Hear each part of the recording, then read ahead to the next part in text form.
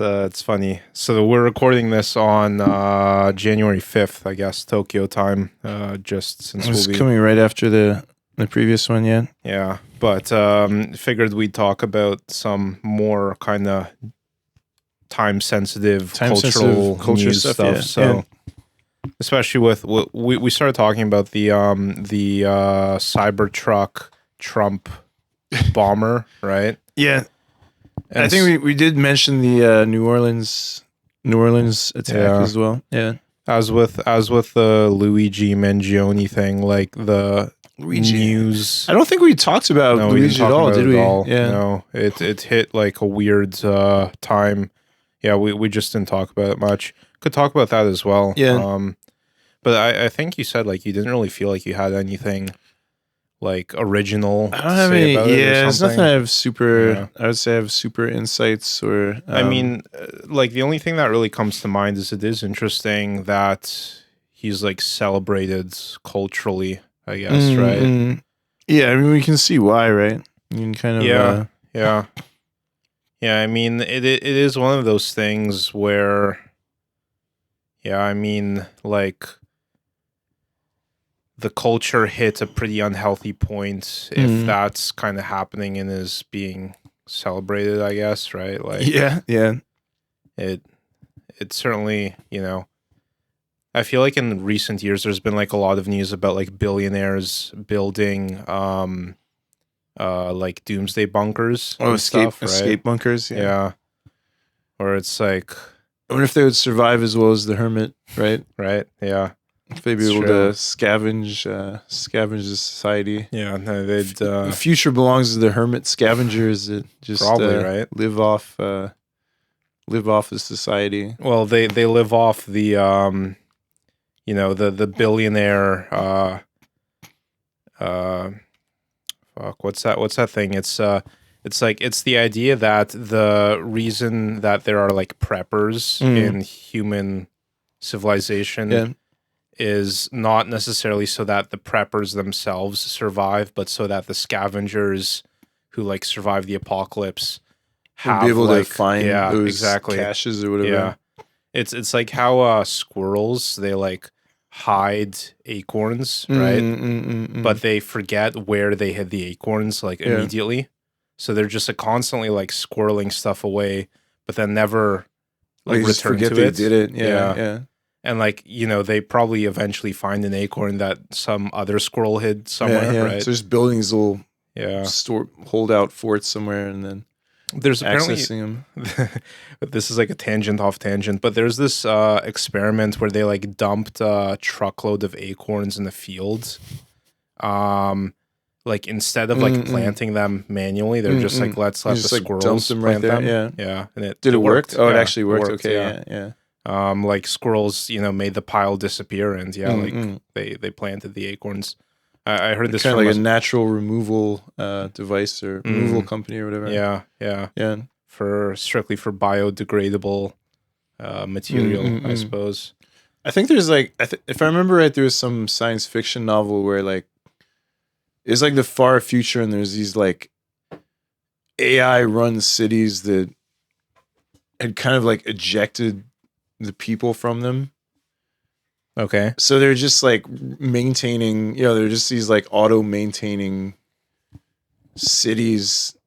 Like the city's just running itself. Yeah, basically. It's just running itself. So like the people had gotten like kicked out, and they had to like try to break back into like, steal supplies and stuff, kind of like that. But otherwise they're just living out in some wasteland, and the city just kind of like existed for their own sake rather than to shelter humans or anything. Right? There's just these like self-supporting machines that like just existed for their own sake rather than to let people live in them or anything. Well, in this same vein, there's that Black Mirror episode called Metalhead, I believe, which is basically the situation is like post-apocalyptic, kind of roving human. I think that was one of the ones I didn't see. I feel like I saw probably like 75% of that series, but I think that was one of the ones I didn't see. Yeah. It's interesting stylistically. I think the earliest seasons of Black Mirror are the best. Yeah. This one was after Netflix bought them, I believe. That was the impression I got. Is like, I remember there was the one season where I think it was the first Netflix one where they like tried to do some optimistic ones, and they're kind of like trying to. Yeah, that was like the Saint Juniper or whatever. Yeah, it started like. I guess like you can understand they wanted to like diversify it a bit. Yeah, but I definitely thought the first couple episodes were like way better and way more memorable than the. Yeah, no, like the first few seasons when it's on like Channel 6 or whatever. Yeah, it's definitely the best. I think it ever was. Although I did think the one that was like a choose your own adventure one. Yeah, that was on Netflix. I thought that was quite well done, actually. And Black Mirror, Balder or something. Bandersnatch, I think. Bandersnatch, yeah. I thought that one was quite well done as well, actually. Yeah. And kind of interesting, a lot of interesting takes on it. And kind of, but the more I think there was one full season I haven't looked at yet, and I definitely didn't feel like the later seasons were as compelling. Or I feel like they're due. Yeah, I mean, I think the last season was kind of. There's the one like Street Fighter episodes. Oh, I saw that. Yeah. Where. Yeah. So it's so bizarre. It's weird that they took it there. Just because it's such a departure from kind of typical Black Mirror direction, I guess. But anyway. Yeah, I thought weirdly like the optimistic ones, which you would think would come as a nice break, but I felt like weirdly they were just like really pretty toothless and not really that, I don't know, not as uplifting as I guess they had tried to be, I guess, or something. I don't know, but yeah, I mean, it's like Black Mirror. What's the one where it's like the game show where they're like pedaling to earn points? Oh yeah, I think that's almost the second episode or something. It's like second episode. It was one of the very early ones. But yeah, it's an early episode. It was one of the very early Channel ones. 6 or whatever. Yeah. But like that one technically has like a happy ending because he like wins the game show, but like it's kind of like still dark because he like becomes a fixture of it, and his like act of rebellion just gets recuperated into the system again. Yeah. Which kind of interesting parallel to Luigi Mangione potentially there. We have to wait to see how that plays out, I guess. There's kind of the question, like, do you think that's, I don't know, is it just a psyop? It's very hard to say. I mean, so the first thing, like when I first saw the footage of him gunning down the whatever CEO guy, who cares what his name is, I guess. I was like, oh, this is a professional hit, right? Like you didn't seemed very calm. Yeah, it did seem very calm. Gun jammed. There's no confusion about what was happening. He just unjammed the gun and finished it off, right? Like it seemed, there's no hesitation. He's like, there's the target, and then he's gone, right? So it seemed very professionally done, right? And I wasn't the only, like, I watched that. That was my gut reaction. Yeah. I saw other people react similar to it, basically, where it's like, yeah, this is clearly a professional.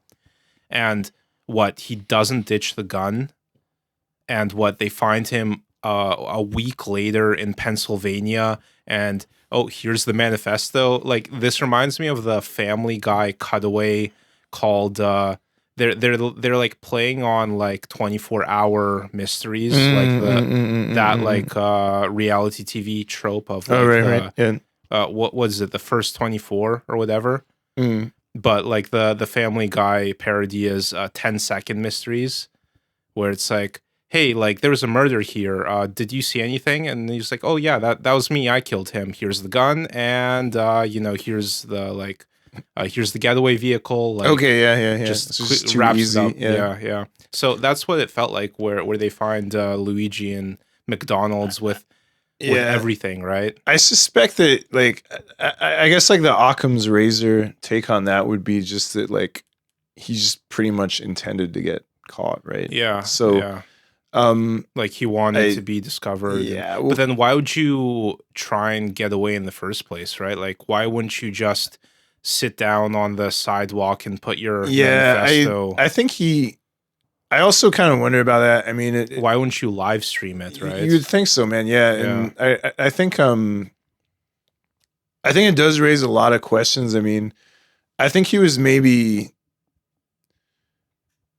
I wonder how much he was just like, not really like starstruck, but just like startled by how big it just became. So like, I wonder if he just didn't get sucked into just like following it as it unfolded obsessively. Well, because I mean, the obvious thing is like, I think to really do that, and like if he'd been serious about 100% not getting caught, then you really kind of need an accomplice, right? So you need somewhere you can just like a friend's basement you can just disappear into for like 6 months, right? So I think like, again, unless he had some private house that he could have easily. But like they didn't have his identity. He could have just hopped onto the first international flight to like Czechoslovakia or somewhere without a like extradition. It would have been another option, certainly. Yeah. So and again, the other option would have been just like hide out in your friend's basement for like 6 months. And then after that heat dies down, you'd probably be looking over your shoulder the rest of your life, I guess. Like if you stay inside the country, I guess. I don't know. Possibly, but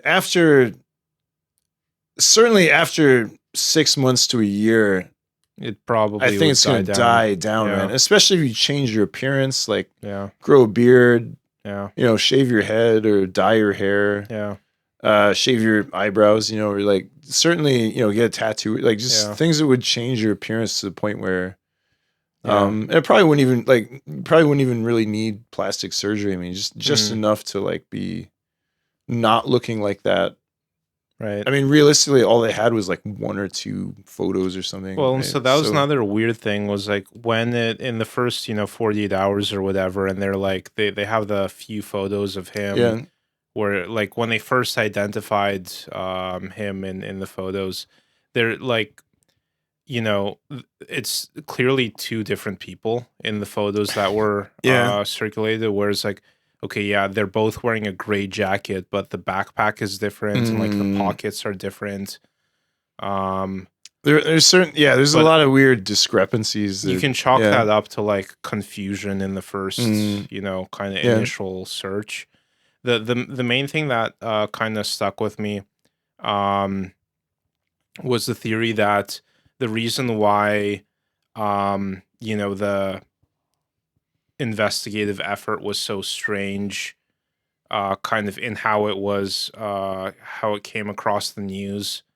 And so like when they caught him in the McDonald's, did you listen to the interview with like the guy who like allegedly spotted him or whatever? No. But like the story they tell is these are like the 70-year-old guys who like meet at McDonald's every morning and order 1 coffee and sit there for 3 hours or whatever. So like they're interviewing one of these guys and he's like, I won't try and recreate the interview, but basically it just really sounded like he was like being told to tell a lie or something. Like coached or something. Yeah. Like it just the way he's like delivering the story, he keeps going artificial. He like keeps repeating the same kind of details where like it's like he's trying to develop the story, but he's not actually adding anything to it. He's just repeating the same details where it's like, my friend, when Luigi walked in, he's like, hey, isn't that killer guy? And we thought it was a joke. And then, then we figured out later that my friend wasn't joking. Yeah. And he's like, oh, it like looked like the Luigi killer guy and like called it in or whatever. Anyway, it seemed basically that he was coached or something. But so the theory is basically that the way they tracked him down was using like very illegal surveillance stuff that they can't officially release, right? They can't officially like, you know, like talk about. yeah. I mean, stuff along the lines of like every McDonald's touchscreen kiosk having a camera in it, and that being all like wired up to authorities or whatever. So yeah, maybe there's that. Maybe they call this technique parallel construction. Have you heard of this? No. It was the same thing they got Russ Ulbricht. Oh yeah, the Silk Road. Yeah, thing, the Silk Road founder, where basically the gist of it is that they're using their illegal methods to like capture or survey or like find the person, but at the same time they need to construct the plausible like official narrative way of how it happened. Okay, yeah. So that's one of the theories around Luigi. Certainly very believable. I mean, I would definitely believe they would have access to some illegal surveillance techniques, but still doesn't really answer like why he would go to McDonald's at that point. Yeah. I mean, the point have the gun on him, like what? Well, I mean, so I do question how serious he was about actually trying to not be caught. Because you'd have to think, okay, like at the outset, if you're planning this rationally, you basically, I mean, like he'd already kind of done the hard part, which is he'd gotten out of New York, right? Right. But at that point, so you basically either need to be on a plane right away, and then you're still running the risk that like, okay, well, if they have that illegal surveillance, like how do we know a screen is not going to come up at the airport and do something similar, right? Yeah. So that's why I said, like, look, you gotta be in your friend's basement, right? For like and ideally it would be a friend that would like know you. It'd just be like some ride or die friend that is like, look, I'm going to be an accomplice here, and I'm just going to like keep you and let you hang out in my basement for like a year, 6 months or at least at least 6 months or a year, and then like grow a full beard and return to society, right? Or try and fly out. Fly out at that point, right? So you'd have to like rationally. I mean, that's about your only options, right? So let the heat die down a little bit, and then either try to reintegrate into society or just leave the country, right? And then see what happens, right? But just like being on your own outside anywhere in public doesn't seem like a realistic option. Again, just having the murder weapon still on you is wild. Like, how does that not go into the Hudson River at the first possible opportunity? I don't know, man. So that makes me think that like if you flee the scene, right? So then that makes me think that like he wasn't entirely serious about not getting caught, right? So, or at least he hadn't thought it through past that point, which also seems very strange, because then why would you bother trying to get away at all, right? Well, it almost makes it seem like they just patsied someone, right? Where it was like the actual killer is not Luigi Mangione, but they had could be. I mean, even the original photo, I didn't think looked terribly like what he actually looks like. Yeah. I mean, I guess it's it's an angle and he's got a hood on, and he's like, kind of a weird. It's kind of a weird angle photo, but definitely didn't immediately strike me as being the same person. But who knows, right? Yeah. So there's some weird thing where like that CEO was apparently set to testify against basically implicating Nancy Pelosi in like stock trading or something. Insider and so trading. There's a theory that like that was a hit, professional hit on him, and then you need to tie a bow on the investigation. They need someone to take the fall, right? To take the fall. So and like Luigi apparently had like disappeared for like several months. So like maybe he got MK Ultra'd or something during that time. Interesting, interesting. Well, his actions since then it certainly seems very strange, and like his actions don't seem to you would assume that if he was smart enough to orchestrate that and get away in the first place, then he would have thought through more seriously about what he would have to do afterwards, because it doesn't seem terribly hard to think in that direction. Well, it seems like if you've planned your escape from the scene, you've got to have your plan isn't to be sitting in a Pennsylvania McDonald's. Yeah, it's very later, strange. Right? I was certainly quite surprised at that point. So that's all strange. It's like I just think like there's a sense in which it would have been much more inspiring if he had been smart enough to think of that. Well, yeah, I mean, inspiring CEO killers, like, you don't want that, right? Yeah, but in the sense of like, it would have created more of an impression, I guess. Yeah. If it's like a DB Cooper. Have you heard of this? Yeah, I mean, like the air hijacking.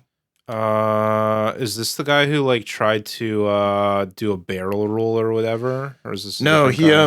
This is a famous case from the 1970s where he like hijacked the plane. Yeah, he hijacked it and he like extorted money from, I think, the airline. Where was this plane? What's the story again? Do you?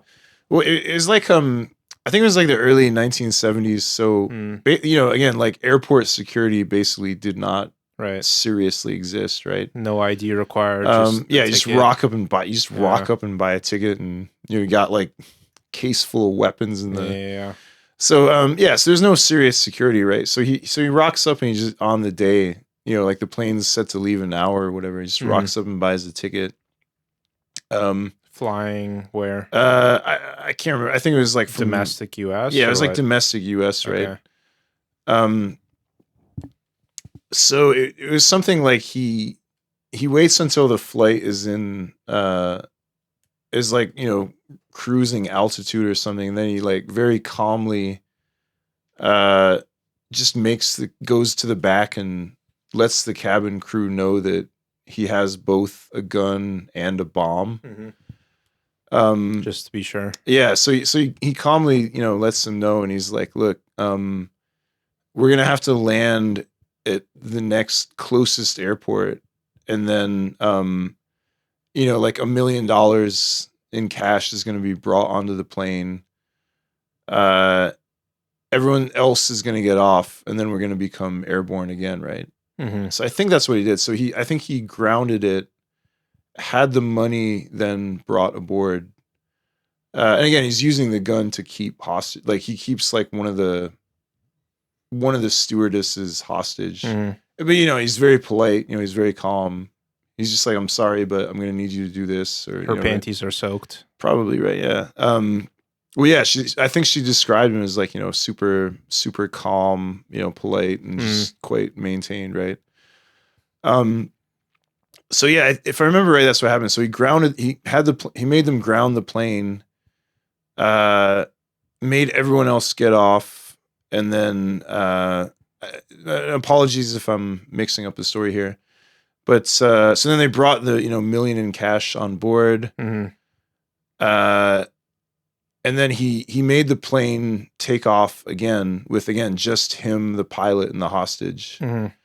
And they get to cruising altitude somewhere over like the countryside, or like a forest or something, and then he just has them open the back part of the plane. He just parachutes out right with the money, and that's it. And they never caught him. Yeah. Oh, wild. Yeah. Huh. Didn't realize they never caught him. Yeah. But so unfortunately, it seems like what happens is that he just dies in the wilderness. Yeah. So because they were like searching the area like 20 years later or something, and they actually, because again, when the money they gave him, they'd like noted down the serial numbers of all the bills, and they just never made it back into circulation. Yeah, so not only did none of it ever make it back into circulation, but when they searched this area of the wilderness, like they did find some of those bills like in like a river or something. So unfortunately, seems like he may have just not survived the parachute, for whatever reason. Skipped that day of the hijacking school or whatever. Yeah. So again, otherwise, other than like maybe likely not surviving, it was like brilliantly executed, and like they're just like, wow, this is like the most professional hijacking we've like ever. Yeah. There's nothing anyone can do to really. Yeah, I mean the like, the bills are obviously going to be marked, right? Like, so I don't know. Do you take them to Costa Rica? We probably have to. You have to launder them somehow, right? But it's still It's certainly the A for effort and exexecution. Yeah, I guess didn't quite stick the landing. Yeah, literally. Literally. Yeah. But man, that's like the ultimate conspiracy. Like, there's like so many conspiracy theories about that, about like who he is and like how he actually got away, and like, so there's people that think that he got away, and or like it was I mean, about what you would expect, right? So like when something's like unsolved, like then right. They connect into some it's gonna like connect crazy, to like, like about what you would imagine, right? Yeah. So it's a fun one. I see. It's since it's unsolved, it's right for. But yeah, that's why you need to tie a clean bow on the CEO shooting, right? Like, can't. Well, yeah. So that's what I was saying, right? So I just mean like it would have become legendary if that, right? If just like he'd never been him. caught, right? Yeah. So it would have. But so I think he probably just did want to be caught in some sense, but maybe assuming that's him. Yeah, assuming it's the same person, but yeah. Yeah. So psyops, Luigi Mangione. Yes, that's I don't know. It's a bit dated at this point, I suppose, but DB Cooper is pretty dated too. As trying to see when that's see where that's from. I think it was the early 70s, I want to say. But so we started talking about the Cybertruck bomber guy, and the issue with topical stuff and pre-recorded episodes is we just have a sketch of him. Funny. Yeah. It's Rowan Atkinson or whatever. Yeah. It's kind of funny. Yeah, it was true identity and whereabouts have never been determined conclusively. Yeah. So who knows? Who knows, right? Yeah. Who knows? Okay, 1971. Yeah, 1971. So, yeah. Well, yeah, still. Yeah. But yeah, so the weird tie-in with the ISIS, the New Orleans attacker, and the fire, the Cybertruck bomber is they both served in Afghanistan on the same base. Oh wow! Okay, yeah. So that's kind of interesting that within 24 hours, 48 hours, like two people with connections there, have various attacks, I guess, or some kind of explosive thing. So with the Cybertruck bomber guy, Matthew Livelsberger, I don't know. Let's just call him Matt Berg. Okay, he goes by that as well. So he like sent out it's not really a manifesto, but basically he was saying,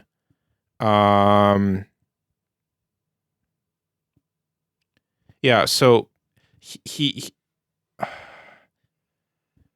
I haven't looked into this enough, but there's a weird connection with the UAPs over New Jersey and whatnot. Okay, yeah. So we started talking about that, I believe, before Christmas, before New Year. And I'm curious if any North American listeners can chime in and let us know what is actually going on there. But apparently there's like drones that you can clearly spot in New Jersey, like at night. And apparently it's kind of like all over, but most prominently in New Jersey. Basically, if you go out into your backyard at night and look up, you'll clearly see various drones flying around in formation and whatnot. And the messaging around them, again, correct me if I'm wrong, listeners, I guess, is we don't know what they are, but they're not dangerous, so just don't worry about them. Probably military surveillance devices. I would say, right? Yeah. So, like, one of the theories is that these are so-called sniffer drones that are looking for like a lost warhead. Okay, yeah. Like a nuclear warhead that went missing from Ukraine, and now they're trying to trace it back into the U.S. That's one theory. Apparently, there's not too much supporting evidence for this theory. Yeah, I mean, then it's either that or it's like Chinese technology, surveillance, right? yeah. Surveillance, or they're basically, I don't know, flexing that they can do this. Just get in there, yeah. But I find that hard to believe. I mean, if China was like actively flying stuff over the U.S., like there's no way they would. I mean, do you remember the Chinese balloon debacle? Oh yeah.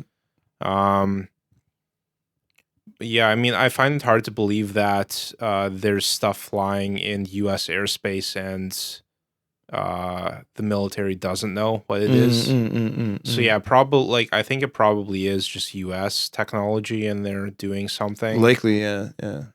There's a theory that they're just trying to normalize the concept of stuff, Just being up in the there in the sky and, without needing a purpose. To, basically no explanation to people. Just get used to stuff. That's sort of my take. Is like, I very much believe that the whole like UAP or UFO discourse is like sort of a screen for that, which is like just very earthly military technology, or drones or some other devices that they're trying to kind of create a smoke screen or something. Is like the whole extraterrestrial thing is just sort of a cover for that, I would say. So the thing with the New Jersey drones, like, the thing with them is they again, listener, if you have personal experience, please chime in.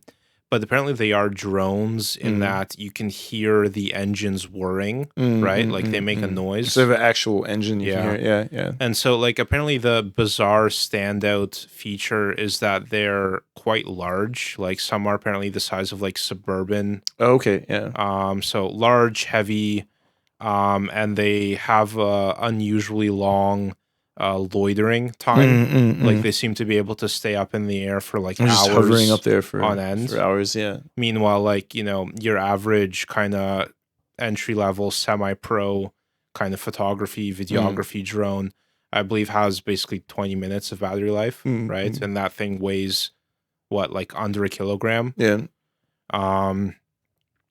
So yeah, that's bizarre, but apparently you can hear them. So it's like conventional propulsion methods. So let's just quickly. I have like the manifesto of the Matt Berg guy pulled up. I mean, you can't even call this a manifesto, really. It's basically an email. He was apparently like in touch with this Sean Ryan podcaster guy, who's some like ex-military podcaster type thing. Yeah. Haven't done much research beyond that. Again, this might all be dated by the time this comes up, but anyway, I thought this was interesting now. So he's saying, so this is Matt Berg. China has been launching the drones from the Atlantic, from submarines for years, but this activity has recently picked up. As of now, this is just a show of force, and they're using it similar to how they use the balloon for SIGINT and ISR, I think. I don't know what that is, which are also part of the integrated comm system. There are dozens of those balloons in the air at any given time. Yeah, so basically, so what is because the speed and stealth of these unmanned aircraft, they're the most dangerous threat to national security that has ever existed. they basically have unlimited payload capacity and can park it over the White House if they wanted to. It's checkmate. Yeah, so I don't know. Then he basically just goes on to say that he's like on the run from the FBI and DOD and whatever, and they're like surveilling him and stuff. But the overall tone is like pretty collected, right? Like he doesn't sound like completely off the rails or anything.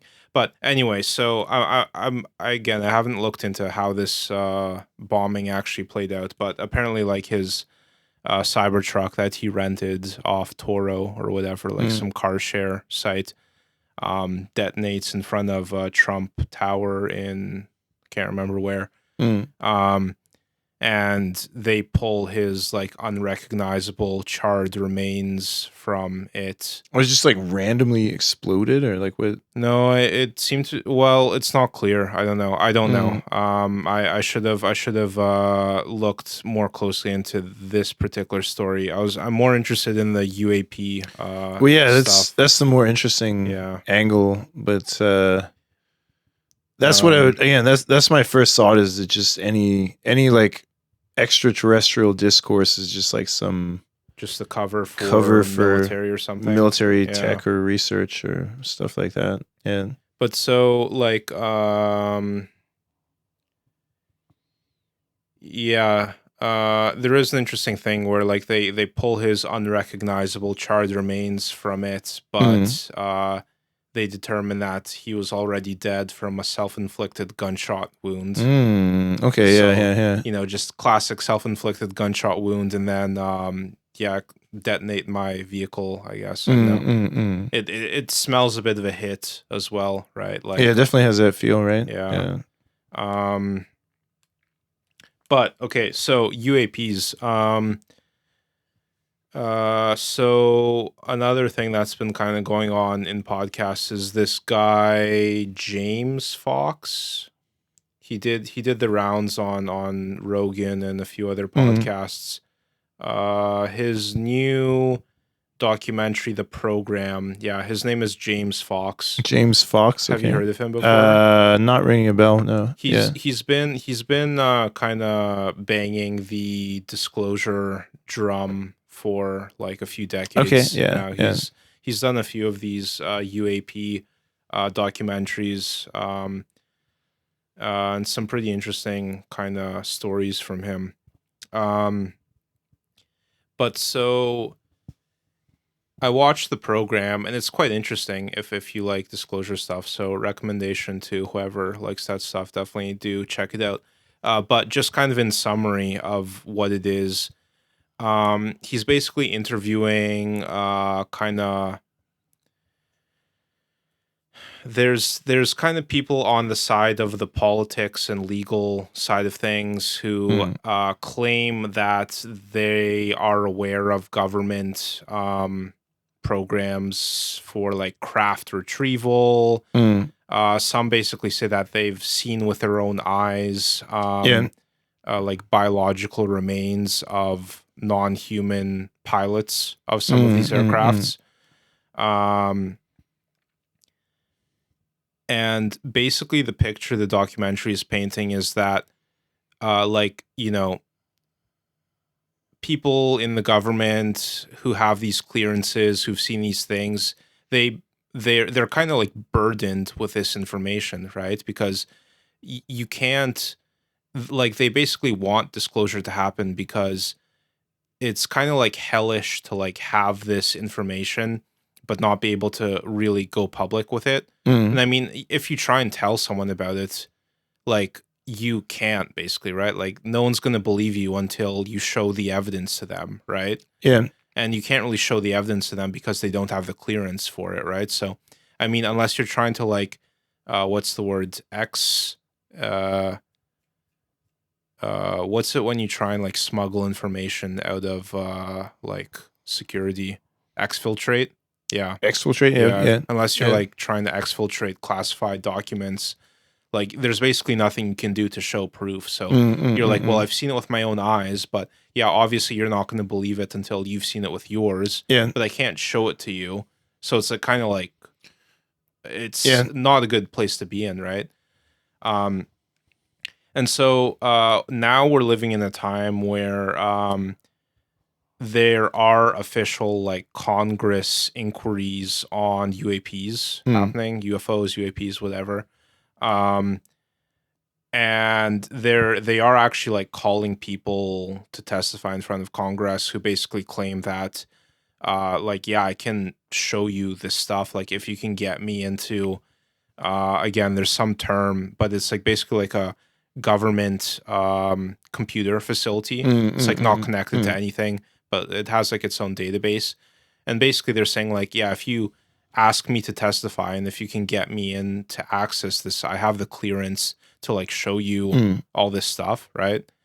What would they be presumably showing them then? Yeah. At the very least, records of government research on this stuff. So presumably like crashed craft retrieval. There's also the whole like Bob Lazar thing where he was in the 70s, I believe he was working on in Area 51 and basically said he was working on these crafts, right? Like they had their own crafts that they either retrieved or they built using the technology. Okay, yeah. He's basically saying that, yeah, like we had a pilot who could fly them, right? Like they would fly them inside the bunker, they would fly them outside as well. And so the characteristics of these things is pretty bizarre in that they're essentially able to propel themselves without generating any heat. They're able to accelerate and decelerate very sharply without any respect for like G-force, basically. Yeah. It's like the force that would have been generated by them suddenly stopping would have just like turned any occupant to like jello on the inside, right? Well, that's one. I guess that's always my initial take with any of these conjectures is always that, like, to the extent that they're true, then presumably we just don't understand the universe.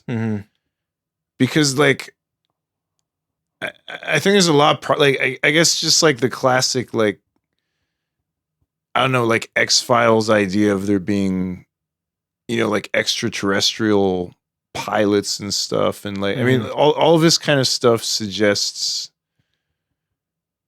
things which I guess just the minefield of like, can there be what we would recognize as extraterrestrial life, and B, like the odds of that life making it here from where, right? Yeah. And C, like the odds of that life then like crashing or something, or like letting things be like, so every single one of these steps to me just seems like so immense that like any possible connective tissue between them, well, I'll just say, like, there's a lot of other things that to me seem like likely even more believable than that.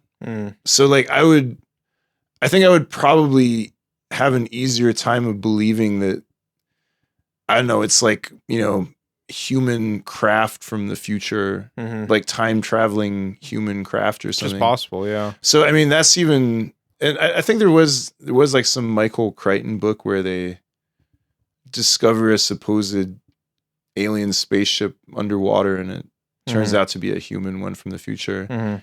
So again, just to me, just the idea that again, just those ABC steps, like every one of them is so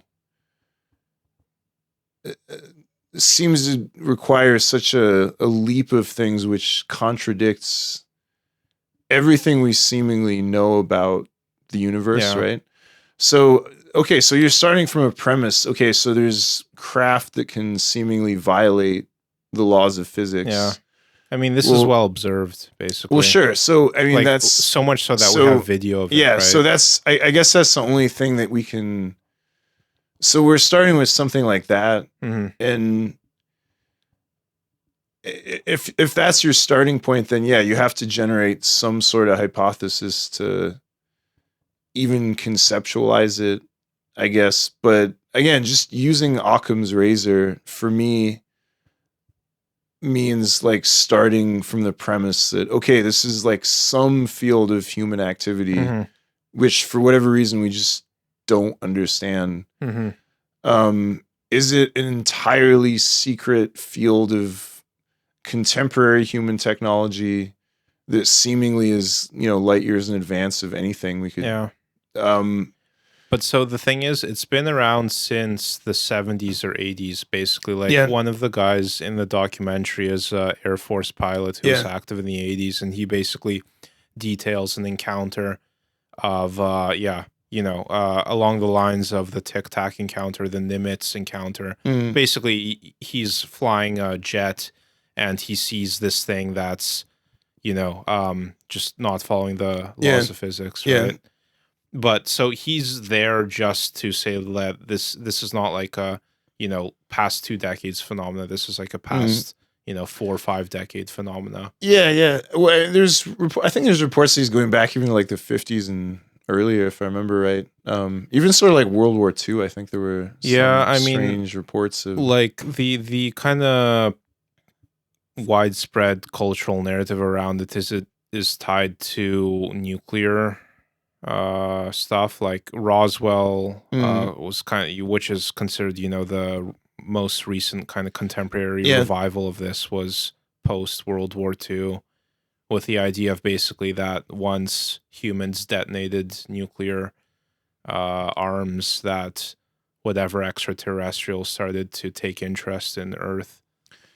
Yeah, and again, I have more problems with that theory as well, just because, again, I guess just, again, from Occam's razor perspective, like, I'd be more likely to believe that we simply don't understand Earth. Something weird is, whether it's time travel or alternate dimensions or something, just in the sense of... But is that any different than extraterrestrials? Well, I'm just saying that those things seem like slightly more believable to me than extraterrestrials, in the sense that, like, and I mean like in the X-Files sense, because like what is the X-Files? Well, I mean, just I didn't watch X-Files. Just in the sense that there's like discrete biological,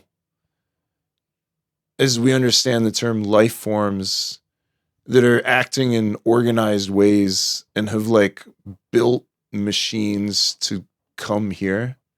Yeah, which, I mean, they could be transdimensional or something, right? Like, yeah, I mean, it seems to like nothing we can observe about the universe in I guess in the public sense of like would suggest that there's any like biological life in the sense that, well, I guess just like anything that would, like, especially if we're putting forward that, like, human events such as like building technology or something would like attract the interest of I mean anything that would have the technology to be aware of that remotely. Well, it's like saying if a government official became like personally interested in like what was happening in like an anthill behind his house or something. Yeah. It's like in theory he maybe could, but it seems like it's such a leap of scale that like almost certainly wouldn't. I mean, like, it's kind of hard to explain what I'm trying to say here, but like presumably, if anything is powerful enough to like, like come to Earth on the basis of what? I mean, this is my problem with that whole. I think most science fiction falls into this trap of like scale of concern. So like, to what extent would? Okay, so basically, if I can try and give a crack, and if it's not, please interrupt me. Like something that is able to build this craft that violates the laws of physics wouldn't have any concern in human activity. Basically.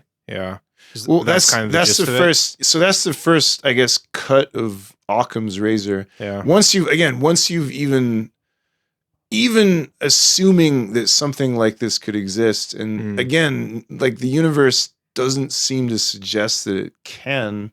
You mean just in terms of the violation of physics? Well, I mean, and whatnot, I just mean in the terms of biological life, right? So, in what sense? Well, I guess? I mean, we still don't have clear evidence that there's any necessary tendency for matter to result in life, right? Because we've only seen one example of it. Yeah.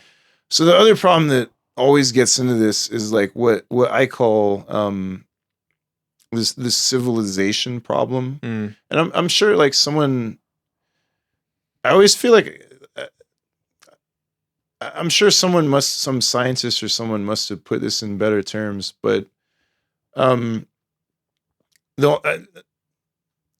I'm always trying to think of ways to phrase this better, but I guess the problem is that for me is that like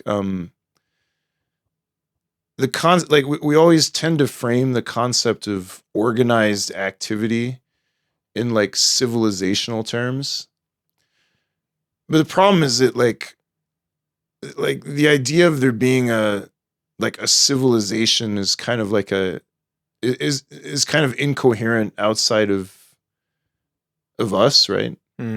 So like, what examples could we give of civilizations? Well, like humans, that's it, right?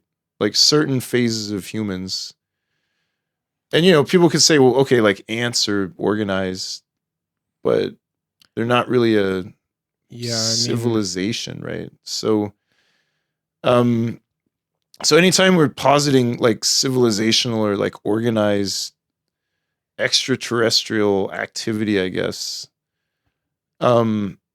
it just throws up these questions of like, well, what would the motivation for it be? If and C, or it will be, what would like, it almost seems like applying metaphors of scale, right?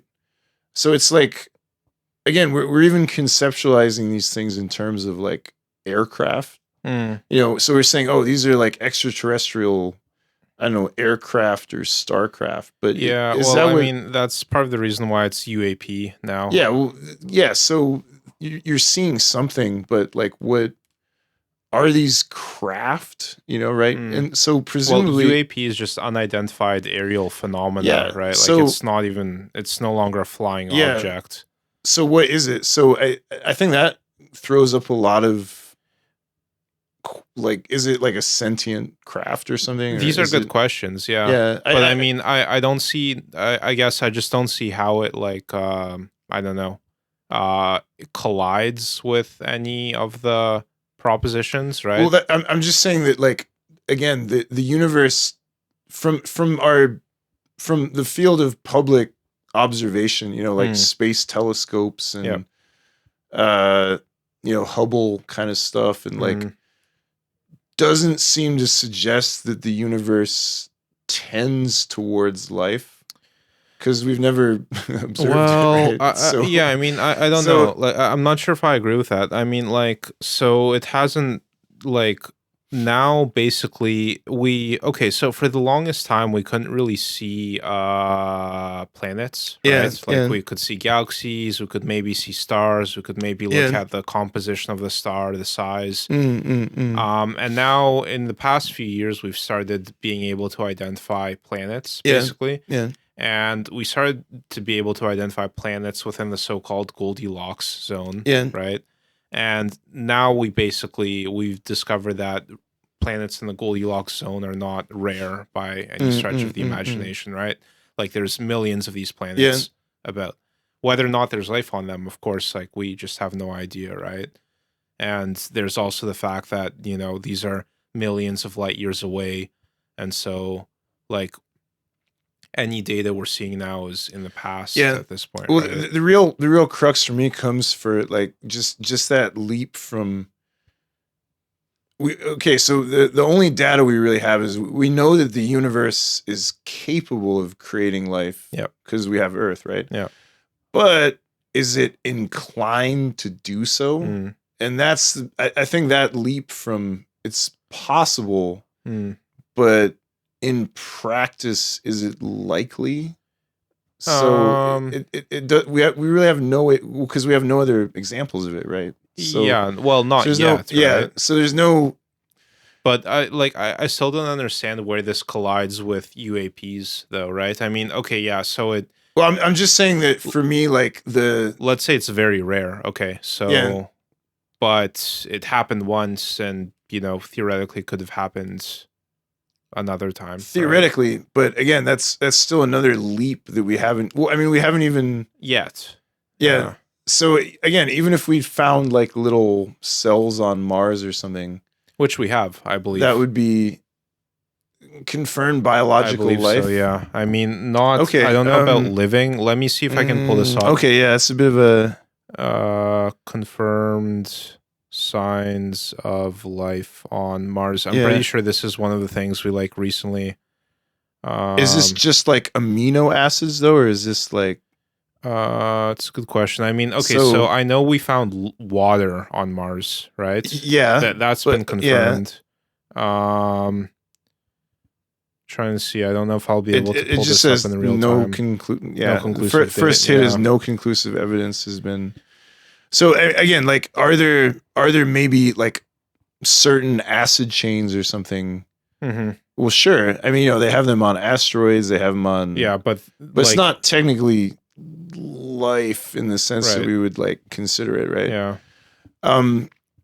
So that's all I'm saying, right? So I'm not saying again, like, I'm not saying it's I'm not saying it's completely impossible, but I'm just saying starting premises from what we can observe, the universe doesn't tend to seemingly it's not teeming with life, basically. Teeming with life, and certainly in the sense that like it doesn't seem that we live in like, I don't know, like a Star Wars universe where there's like just organized there's civilizations everywhere. So I guess what I was trying to say was that like the step from like any life to complex life to civilizational life to techno, so like every step is like another insane leap of like we're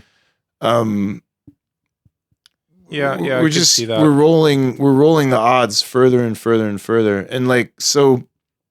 But I mean, there's like, if the universe is large, right? Oh, it is large, but basically you over billions of stars, billions of planets, you just need one to have hit that highest point. You think so, man? Yeah, but then we're also like, and then that's what we're seeing, right? So it's like it's not that big of a jump, I guess. It seems like I would say it seems like a pretty big jump, man, to me, because again, much of that, it's not that there aren't billions of stars and everything, but it's like, I'm just saying each of those steps is like another, I don't know, like quantum order of magnitude. Sure. So like, is there maybe like bacteria in an ocean in like another galaxy? Yeah. Like, sure, maybe. But then like, to continue on that staircase to get to the level of something that's like capable of being personally invested in things, and then personally invested in Earth see, like I would almost honestly like sooner believe human time travel or something. Like as mind destroying as that seems, like the Fermi, well, because this is what we're talking about, right? This is like the Fermi paradox, right? Yeah. So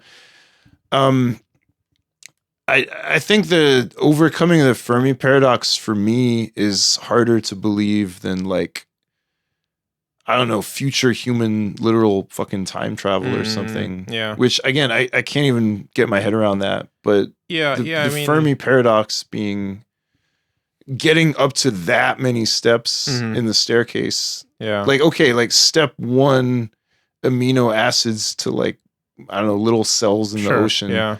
Step 2, maybe even quasi animals or jellyfish or something, maybe. Step 3, maybe bacteria. But like when you start getting into like civilizations and stuff, I'm just like, it doesn't seem to be the case from much of what we can observe, man. And like, I wish it wasn't the case, but I think every roll of that, like you're having to get perfect dice rolls, like literally like a billion times in a row to get to that level. Yeah. Which seems weird because that's apparently what we are, right? So apparently we're that perfect, insane dice roll out of an entire universe, or at least certainly a galaxy or something. It looks that way, right? Looks that way, yeah. I mean, who knows? Yeah. Like if we're also limited by the capacity of our observation. True, and maybe, like so we don't have perfect observational powers, but at least from, I'll just say that it doesn't seem as if the universe is so inclined to throw up life. Yeah. As maybe we would assume, because we're life, right? So we would think that we're always kind of like, I don't, not really narcissism, but like we assume that like we're normal, right? But we're probably kind of not, right? So, possibly, yeah. So that's always my take on the extraterrestrial hypothesis. And again, so to me, all this, and again, I'm not discounting all these, things. Yeah, but I'm just saying, get back to that because. So my take is that, so the first thing when I hear this kind of stuff is that, okay, like let's assume this is true. Then to me, it just suggests that then, like, okay, well then we just don't obviously understand reality as much as we think. Which I think should actually be the starting point, right? Well, yeah, but it certainly says then, okay, well then we presumably some sort of physics breaking technology is possible, which, well, yeah, I mean, like that doesn't seem that much of a leap in the sense that, like, go back 100 years and, like a smartphone is reality breaking, like communication at distances is like reality like if you put like, well, I mean, even the more recent example, the Google Willow chip. Did you hear much about this? Basically, Google has apparently created some kind of quantum chip, which basically has already solved problems that would have taken like billions of years for like the top supercomputer to solve. And like, I think their official, I haven't looked enough into this, so please don't quote me, but they don't really know how it works. And like their official kind of belief on how it works is it's like pulling energy from alternate universes or alternative realities. So like it's already like broken our understanding. Right? So that's and this is like something that happened in the last month, basically, right? Yeah, so that's what I mean. Certainly, so yeah, accepting that there's our understanding of possible technologies is certainly incomplete. I think that's a much easier step to take. But my initial hypothesis would just still then be, okay, well, what area of human activity are we then not understanding here, right? Yeah. And I guess like if you push it speculatively enough, then it possibly would be something like, okay, this is like either a future human or past activity, or alternate maybe, or some other weird. This is the Nazi escape civilization that has been living in the Antarctic in Agora in inner Earth. Yeah, from another dimension or something. Yeah. I mean, you know, like this has been pretty well explored in, you know, science fiction. Sci-fi, And yeah. but I think to me, it's just like anything that I'm a little bit. This is a bit of a point with me because like I'm a little bit obsessed with the Fermi paradox, and anything that starts getting into Fermi paradox territory, I'm way less.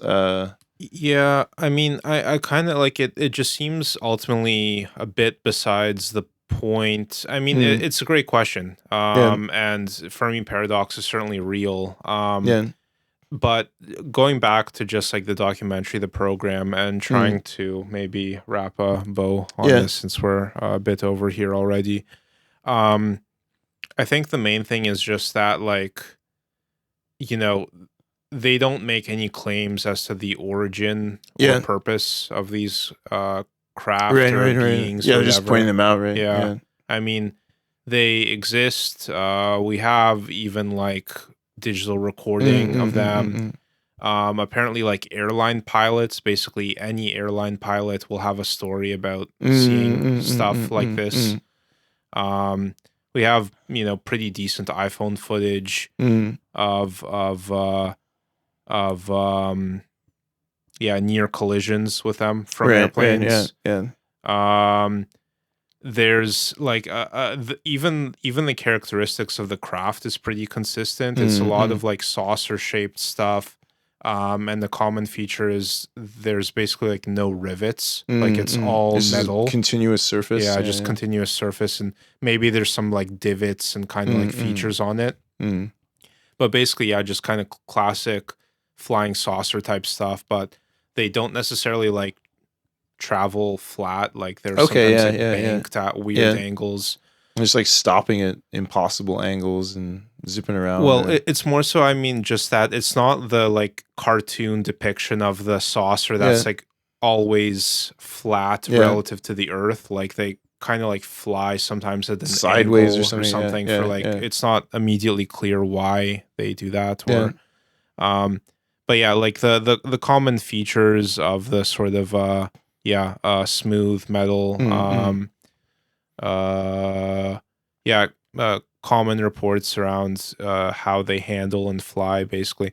Anyway, like the documentary focuses basically on just like this information is like surfacing, basically, right? Like there's people coming forward with their own stories in the military and whatnot. There's people in politics who essentially are inquiring along these lines and trying to like surface it. There's people who allegedly have the clearance to like, or that have access to this information, craft retrieval programs. Basically, like there's the information's there, right? I don't know if we'll get as far as to know like who the beings are or what their motivation is. But at the very least, like the main note that the documentary kind of like harps on is, you know, if the military needs to classify the technology because you know it can't be released to China or whatever, like that's fine. But like confirmation of existence of non-human intelligent life forms is like information that belongs to everyone, specifically for the reason that your your hesitations to kind of so yeah, apparently that information's out there. Now we've had some like actual serious government discussion around it, and like the momentum is kind of building, basically. Like we might actually see it go somewhere, right? And yeah, I mean disclosures, people who've been into this since, you know, like the 60s or whatever have to be so jaded by now because it's just been like decades of like, you know, we're almost there, like the disclosure will happen any day now. So yeah. Well, this was a big theme in the 90s, man. This is just why I keep mentioning the X-Files, because that was very much like the UFO or UAP decade where there was a huge theme of this in the culture at the time. So it definitely has kind of that 90s feel to it, I Mm, guess. Yeah. interesting. Yeah. Interesting. Yeah. Yeah, I don't know. Shall we end think there, we'll I wrap it up, guess? yeah. Yeah. If any of that was interesting, check out the program, James Fox documentary. It's interesting. I don't think I did it justice necessarily. I'll probably check it out too and give it a watch. Yeah, So, maybe yeah. you can continue that discussion. Yeah. But yeah, DBLV on Instagram. And Justin Isis 93 Instagram, Justin Isis 1 on Twitter or X. Sweet. Peace out. Have a good week.